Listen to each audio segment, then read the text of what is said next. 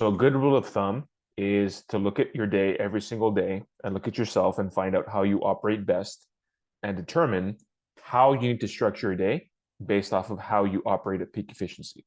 Which means for me personally, I know that I'm less productive in the evening. So what that means is at night. So what that means is the last thing I want to do is go to sleep at 2 a.m. or 1:30 a.m. or 1 a.m.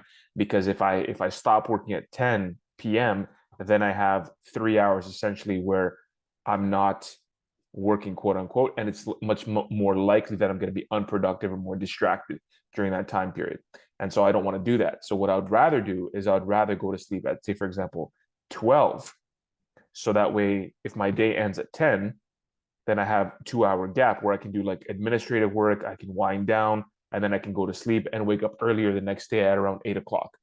So because if you know that you need some time to rev up in the morning, or you would rather work on specific items in the morning because you're much more likely to get those items complete. And when I say items or activities, it could be work related, it could be habits or rituals that you engage in, like meditation or prayer, meditation, or going for a walk, or going to the gym, or whatever the case is.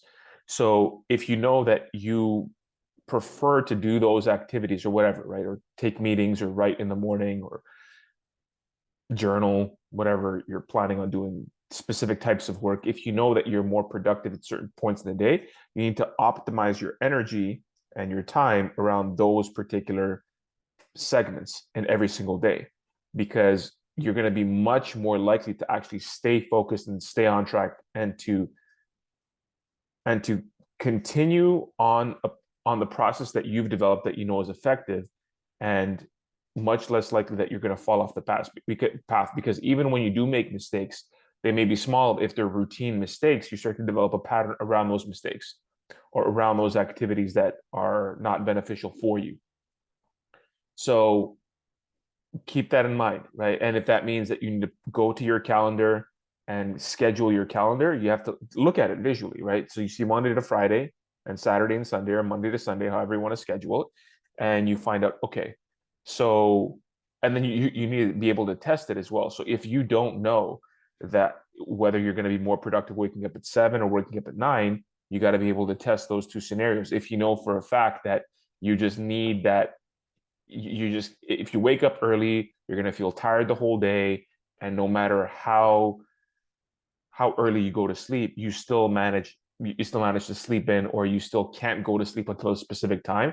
Not only that, is you find yourself not necessarily more productive if you wake up earlier, so you don't mind working later in the day or later in the night. If that works for you, then just continue to do it. But if you don't know, then you got to test out different scenarios, right? You do A/B testing or ABC testing, right? Depending on how many things you want to test. And if you know that you function better, don't try to, in a specific way, don't try to fight that that instinct that you have, or that intuition, or the natural flow that you have. Don't try to fight that, because you don't want to look at different examples out there in the world and say, okay, I need to conform to those examples. I'll give you an example. So the 5 a.m. club, there's something like that, or waking up at 4:30 or 5, or whenever people wake up. For me personally, that's too early.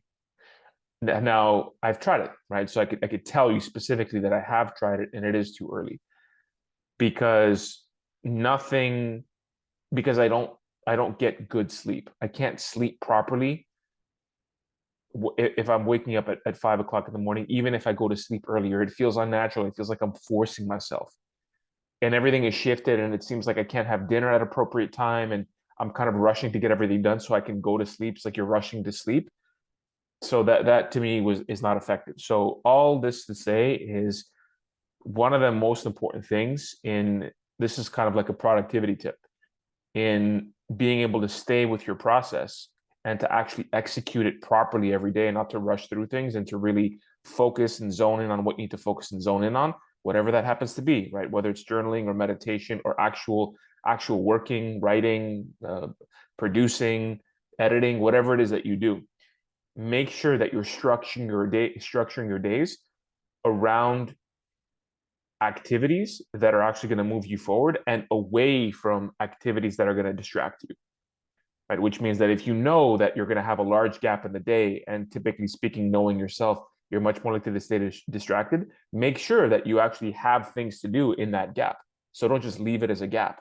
Have the gap at some other point in the day, right? Whether it's going to be at night or in the morning. And so that way you can do activities that are still helpful for you, but that are not completely distracting you from what you need to be doing. And again, it doesn't mean that you shouldn't factor in downtime. That's absolutely important for you to factor in downtime, but the downtime, it can hurt you or it can help you depending on how you use that downtime. And it doesn't mean you have to be productive every single moment, every single day. That's not what I'm saying. But what I'm saying is optimize around how you know, optimize around how you operate as far as your peak efficiency, right? You know yourself, or to some degree, you know yourself, and you know yourself more than YouTube videos. So all I'm telling you is not, and I'm not telling you to wake up early. I'm not telling you to wake up late. I'm telling you to find out how you function best. And if you don't know, test different things until you find out. And then once you figure it out, then that's kind of like the format that you should be sticking to in general until it's no longer working for you. And then you can make minor tweaks and minor adjustments. So I'll leave that with you there, and hope that was helpful. So I'll see you next time.